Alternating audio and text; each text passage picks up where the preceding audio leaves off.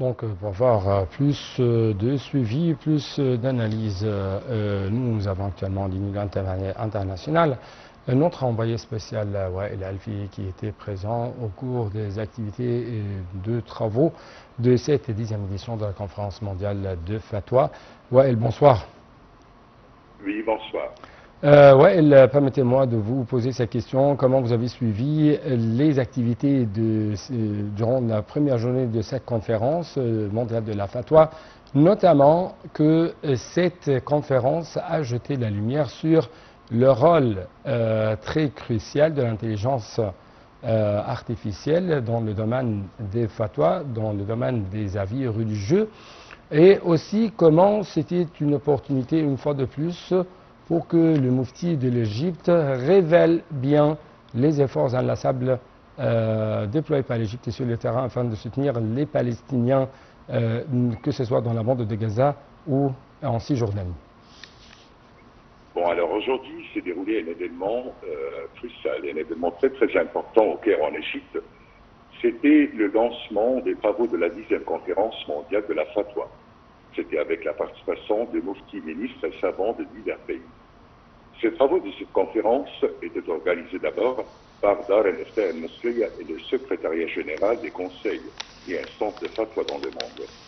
Cette conférence a débuté ce matin, était organisée bien sûr sous le haut patronage de son Excellence, le président Abdel Fattah Sisi, et bien sûr sous la supervision du Premier ministre Mustafa Madbouli.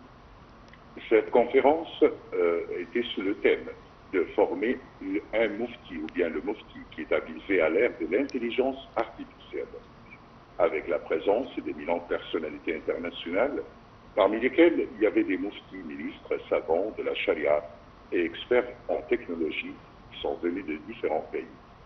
Cette conférence, qui a commencé aujourd'hui, va continuer pour le lendemain, le 13 août, a connu une large participation de plus de 70 pays qui étaient représentés. Et ils se sont réunis sur une plateforme de dialogue international pour examiner les défis auxquels fait face l'émission des fatwas dans un contexte de transformation numérique et de la révolution de l'intelligence artificielle.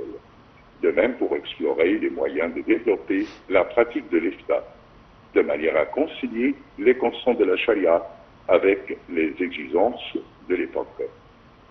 C'est un événement très très important scientifique qui vient pour confirmer d'abord la place éminente que l'Égypte occupe sur la carte mondiale de l'État et qui reflète la confiance croissante en sa capacité de diriger des efforts internationaux visant à développer le discours religieux, en particulier face aux défis posés par les mutations numériques. Mais alors les conclusions de cette conférence seront contribuées et tracées pour demain, pour la séance de la clôture de cette conférence pour demain. Oui.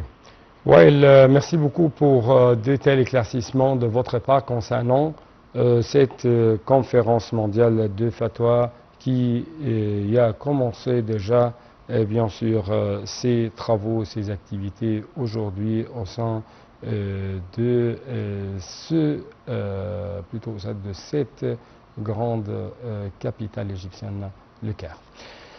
Toujours sur le plan local, l'autorité nationale des élections dirigée par le conseiller Hazem